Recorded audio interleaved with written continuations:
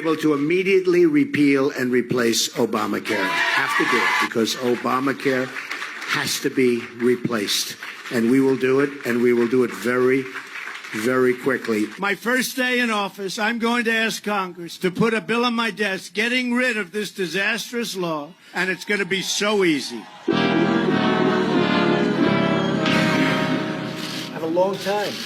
I never said repeal and replace Obamacare. You've all heard my speeches. I never said repeal it and replace it within 64 days. We will be able to immediately repeal and replace Obamacare. Have to do it because Obamacare has to be replaced.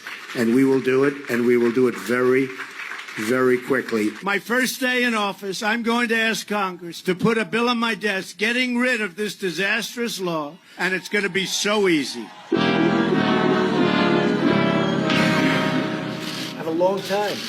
I never said repeal and replace Obamacare. You've all heard my speeches. I never said repeal it and replace it within 64 days. We will be